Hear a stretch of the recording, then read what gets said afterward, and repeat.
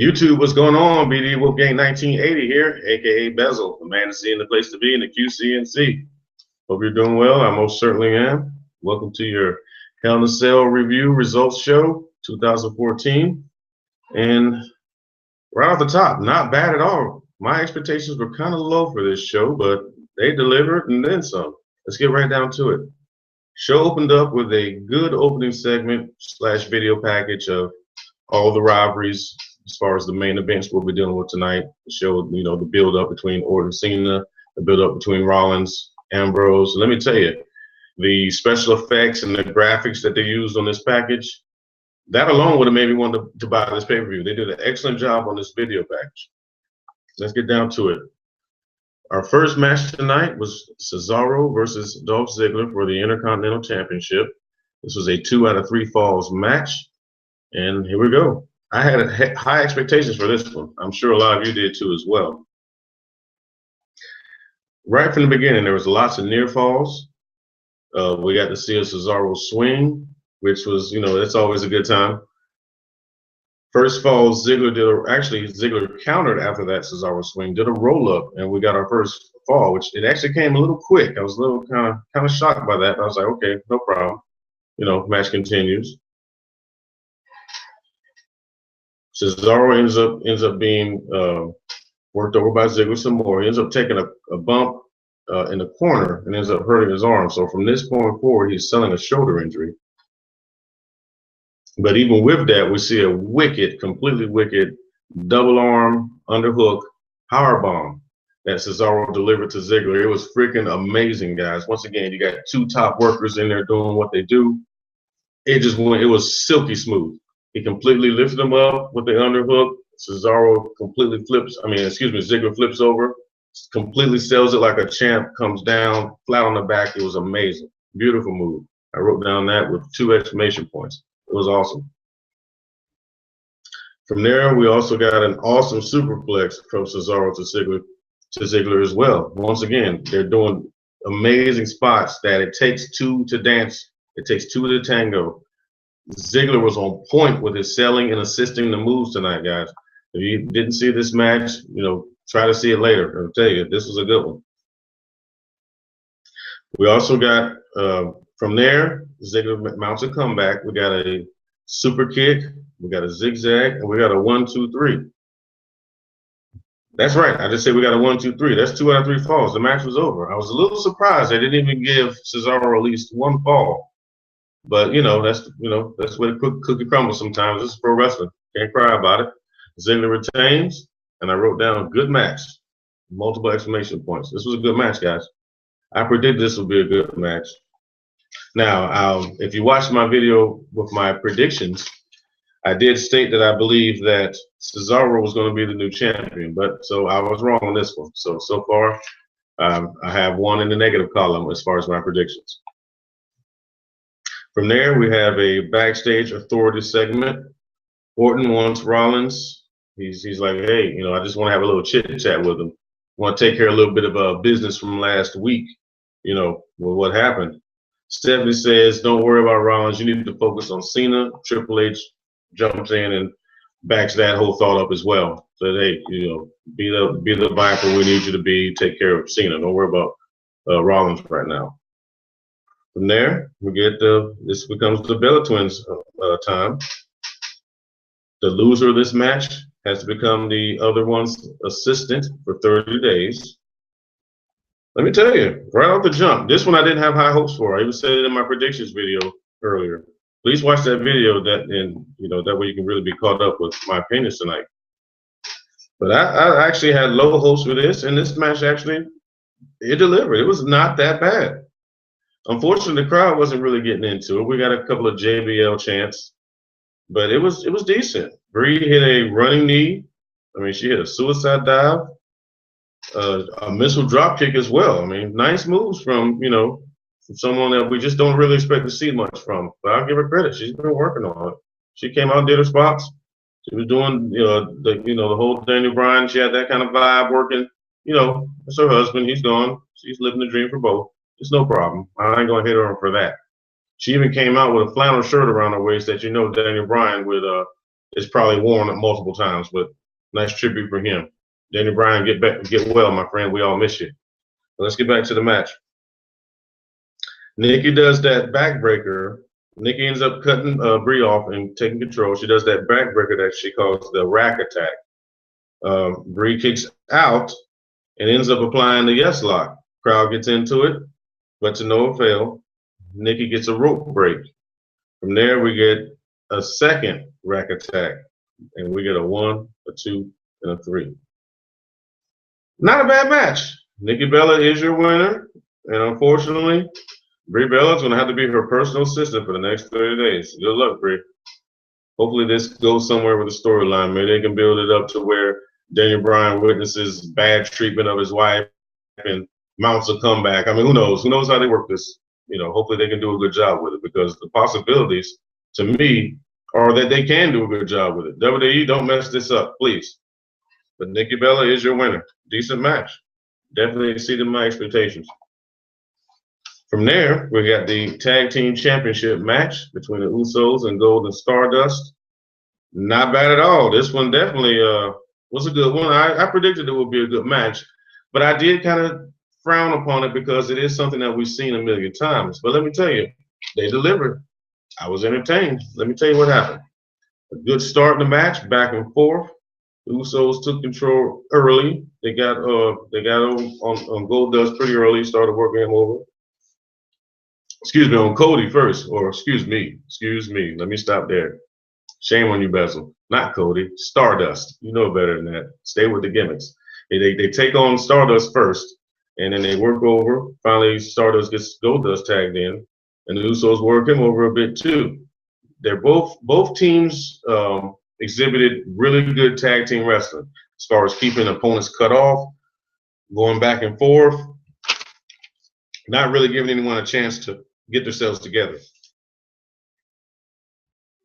From there, the action goes outside, and Stardust, who's not the legal man, takes the time to, with a distracted ref, get on one of the Usos' leg and hurts that knee, the same one that he hurt a few weeks back. Now, guys, forgive me. They're twins. They're men. I don't know who's who. If you do, comment down below. But I have to say it was one of the Usos. But they hurt the one that had the injured leg prior. And from there, Stardust and Goldust take over. Good tag team heel work. Once again, keeping them cut off, keeping them in that corner. The Dust Brothers eventually, they're working over Jimmy, but Jimmy is able to finally ease his way over to a hot tag. Jay comes in. We get a flying Usos to both brothers. Jimmy gets a couple of near falls. We also see a stink face, shades of Papa Rikishi, delivered to Goldust. Let's see. From there, we got a super kick and a 1 and a 2, but not a 3. We also got a double superplex from the Usos. This match delivered on some nice spots. If you saw it, comment down below. Tell me what you think. This match delivered. We got a double superplex. We got a hit to the knee while Jay was going for a Samoan drop. And unfortunately, that would be enough for Goldust to hit his finisher. And I'm not sure what he calls it, guys. Comment down below. I'm old school. I remember when Goldust did the curtain call. So tell me what he calls that move that he did. Was that a crossroads he did? I mean, tell me what it was. But he ended up doing his finisher. We got a 1, a 2, and a 3. Gold and Stardust retain the tag team titles. Good match. 2 thumbs up. Excellent. It was a lot of fun. It was good. From there, we get the promo package of the build-up of the match between Orton and Cena. Now, at this point, you could have knocked me over with a feather. You mean to tell me we're getting this match this early? Now, bear in mind, if you watch my predictions video, I definitely said that they would be wise to put the match on a little earlier, at least in front of the Ambrose versus Rollins match. I didn't expect this early. Tell me what you think. Comment down below. What's the WWE thinking on this? But let's go. Here we go. From the start, we got Let's Go Cena chants and Cena sucks chants right from the start. Good action. You know, they weren't doing, this wasn't a high flyer. You know, you didn't expect it to be. But they did good storytelling, good action from start. The fight goes outside. We get some cage raking. We get some Irish whips into the cage. Not bad action at all. I mean, I figured it would be more of a slower pace, more methodical match. And that's what it was. Orton takes control. He gets a steel chair. He's getting ready to attack Cena with it, but Cena cuts him off, does a fisherman suplex. Man, I've seen better. And I'm not a Cena hater. I got better things to do with my life. But at the end of the day, he's not there because he's the best wrestler in the world. He's more of a total package type deal. That's a whole nother video. Fisherman suplex from there. Orton takes it outside again. Takes Cena on the cage, rakes his face up against the cage. Oh man, if only we could have a little bit of blood in this, guys. I know it's TV PG, times have changed. But man, this is a hell of a cell. You know, just like I do. You want to see a little bit of blood at least. But at least they did some cage raking. From there, Cena ends up. Hold on, excuse me.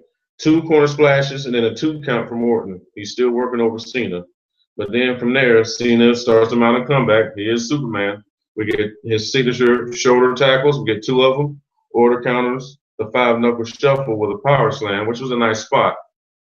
Cena gets on a couple of slams on the cage on Orton, but then he gets yam-bagged on the post. And what I mean by that is Orton lifted up Cena in a atomic drop position and ran him straight into the ring post, legs open. So we got a little yam-bag Yahtzee on there.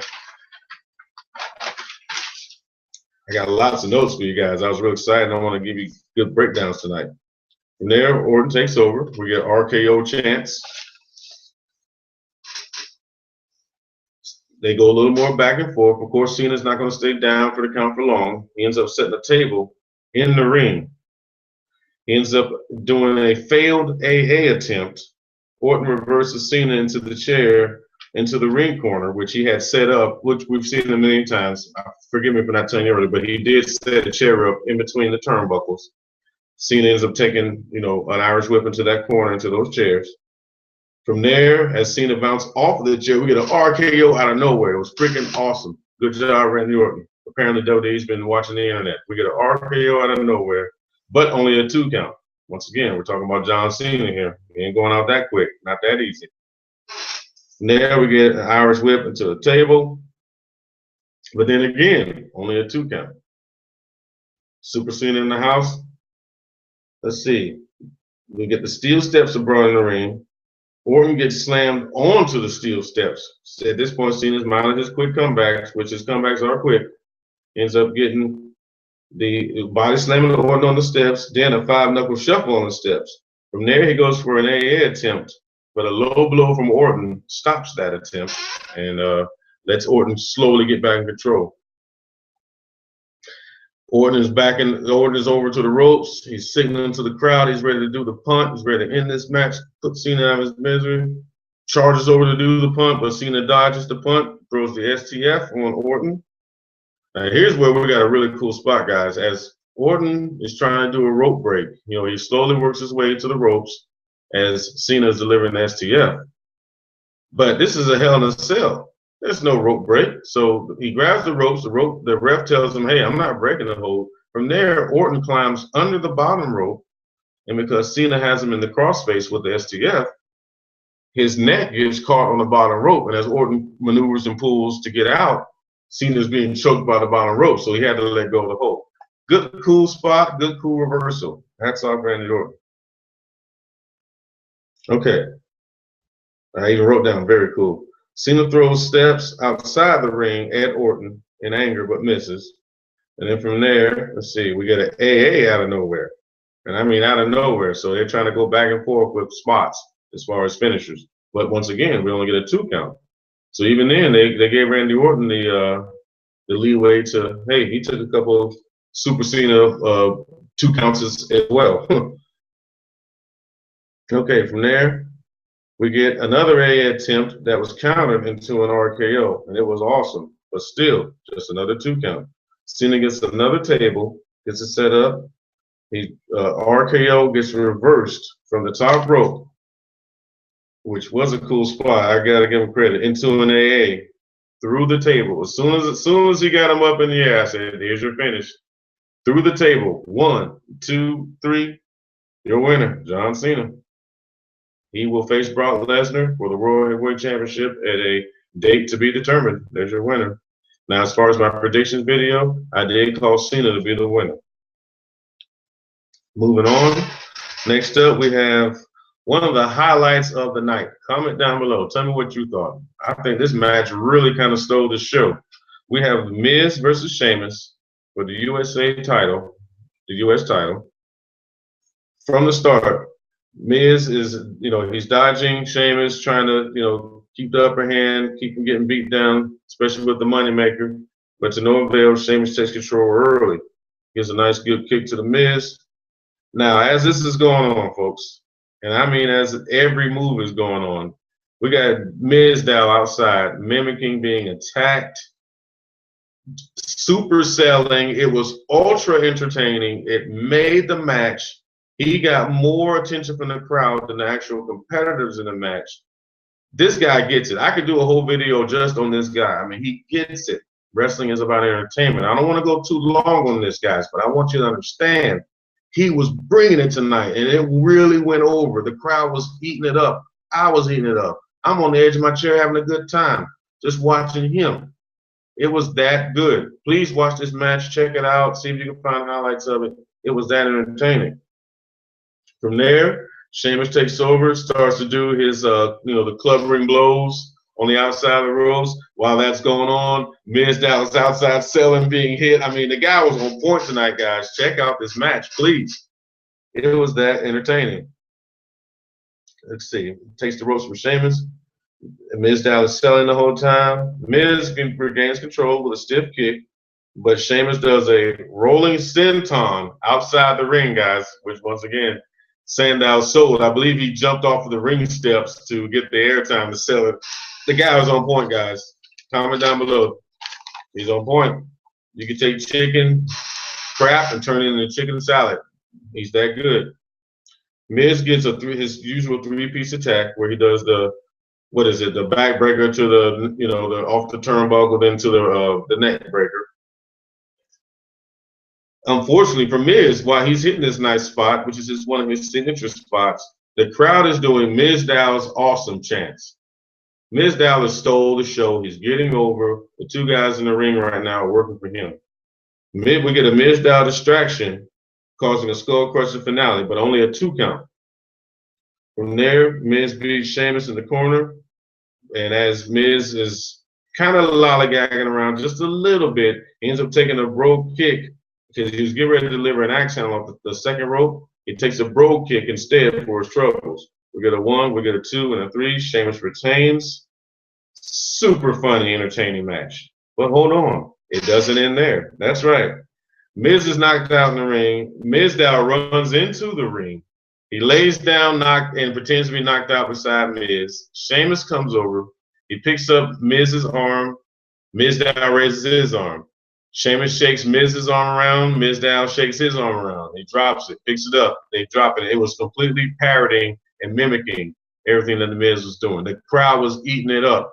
Sheamus ends up standing up to Miz and putting him in different poses. He ends up doing the YMCA, from back in the day, the Village People. Sheamus sells it. Mizdow sells it perfectly in playing that he's knocked out at the same time. Crowd was getting into it. I'm laughing. I mean, you can knock me over with a feather at this point. I'm having a good time. This might have been the most entertaining match of the whole night. Comment down below. Tell me what you think. But your winner was Sheamus. And as far as who I predicted would win, I did predict Sheamus would win. From there, we get an outside in the garage or parking deck segment. Brie Bella is loading up Nikki's car. So her time it's up now. Her time is up. She has already become the personal assistant. She was loading up Nikki's car. She told her she had her smoothie exactly the way she wanted, all the way down to the number of strawberries in it. And then from there, Nikki pours the smoothie on poor Brie's head. Let the torture begin. All righty. From there, we cut back to the ring. We get a promo package. It's time for Rusev versus The Big Show. Not one I'm too excited about, guys. Watch my prediction video. I predicted this to be kind of slow. I don't want to say methodical because methodical can be a good match, but I figured this to be just slow, maybe boring. It was decent. Let me tell you about it. Let's get down to it. Big Show opens up strong. When he comes at Rusev, he's finally getting his hands on him after that vicious attack to the military man the other night. But after the big time punches and chops that Big Show was delivering, Rusev sneaks in a chop block to Big Show's leg. And how do you take down a giant? You take out his legs, and that's what he does. From there, Rusev goes to work. And let me tell you, he was doing submission hold after submission hold to Big Show's leg and knee. Now, bear in mind, this slows down the pace of the match, which is what I was kind of afraid of. But I will give them credit. They had a point. They were doing storytelling. Let's see. Works the legs over. From there, excuse me. Cool spot. We got to see a suplex delivered from Rusev to the Big Show. As he was trying to build it up and tease it, I was like, nah, ain't no way. No, he got it. It looked good. It was crisp. It was clean. I told my girl, I said, man, not bad. He ended up getting a nice big suplex from the Big Show. So they really want to showcase. And of course, the Big Show had to assist him. But so what? At the end of the day, from a character and a kayfabe standpoint, they want to show that Rusev has the power to suplex the likes of the Big Show. Let's see. From there, Rusev goes for the accolade, and the Big Show counters it into a submission. He actually, as he's up under Rusev like this, he clips him under his legs, and he puts his legs into like an Indian deathlock. But instead of going for the step over crossface, he just pulls back on Rusev, holding that Indian deathlock, and it made it look like almost like a lion tamer / Boston Crab / Texas Cloverleaf maneuver, and looked like Rusev was going to tap. It looked very painful, but Rusev didn't. Let's see here. Oh yeah, from there, Big Show delivers a vicious spear to Rusev. Not bad at all. Knocks Rusev, I want to say, out of his boots, but he didn't wear boots. From there, Mark Henry eases out down to the ramp. He comes down to the ring. He's cheering on Big Show. Hey, come on, man. Go ahead, take this guy out. You can get him. Rusev super kicks Show and Henry. Because once he super kicked Show, Henry got up on the apron and he got a super kick for his own troubles. From there, Show receives 3 more super kicks from Rusev. I said, okay, now they get ready to set something up here. Let's get ready time to end this.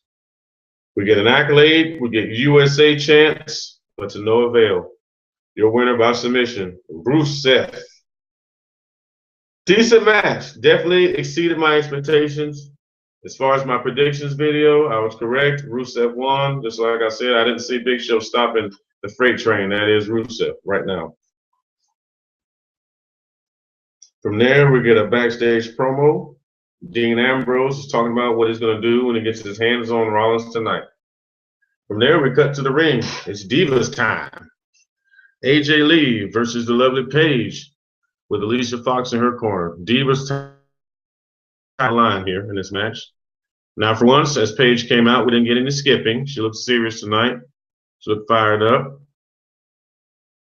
All right, the match starts off. Action right as soon as the bell rings. They tie up, good back and forth. We actually got to see a Harlem spin kick from AJ Lee delivered to Paige. If you're familiar with Booker T, then you know what I'm talking about. It was a nice spot. She did it excellently, of course. She's a great athlete. Alicia gets involved with AJ as the action rolls outside. The ref didn't see, of course. So at that point, Paige takes control. The crowd was a little flat for this one, but you know what? I enjoyed it. Good action to me. And, as long as I'm entertained, I don't care what the crowd is saying or doing. From there, let's see. We got AJ hit a stinger splash into the corner on Paige, and also delivered a neck breaker. But Paige was able to come back. She then AJ hits a tornado DDT to squelch or to kill that comeback. It was very lovely, great tornado DDT.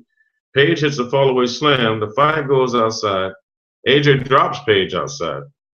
Good vicious action, good back and forth. A barricade spot. Then from there, Alicia, because Paige was knocked out and hurt, Alicia throws Paige inside the ring. Why? I don't know. I'm sure we will find out later, or there will be consequences later. But Paige is still hurt, so she gets dropped up AJ outside. Alicia picks her up, throws her in immediately. She still hasn't got herself back together. From there, AJ delivers the Black Widow. We get a quick tap out because Paige was she was done. We get a quick tap out. Your winner, retaining the Divas Championship, AJ Lee. From there, things got a little dramatic. As AJ's already skipped on out of the ring, Paige comes in the ring after Paige is in the ring. After Paige comes to, she slaps Alicia Fox. It's like, hey, what was that? Why did you throw me in the ring so quick? And she leaves Alicia Fox in the ring. Alicia looks stunned and hurt, not hurt physically as much as, oh, my new best friend just slapped me. And Paige is yelling, I hate you, I hate you. So where is this going to go? Who's going to challenge for the Divas title next? Stay tuned. Maybe tomorrow night we'll find something out. But your winner, AJ Lee. Let's see what we got left here. Oh, okay, we're at the main event. From there, we get a recap of the Ambrose and Rollins feud, completely building it up ever since the breakup of the Shield, ever since that dramatic chair shot to the back of the ex-fellow Shield members from Rollins. From there, Ambrose comes out. He climbs to the top of the cage. He's got a kendo stick with him. Rollins comes out, his intro, along with Jamie Noble and Joey Mercury. Rollins goes to climb up the cage, but the Stooges, Mercury and Noble, they're not having, no, don't get hurt. We're not going, no, don't do that. Be careful. Don't play his game. So Rollins is like, hey, I ain't no chicken. If y'all want to be like that, then you go up there and get him. And after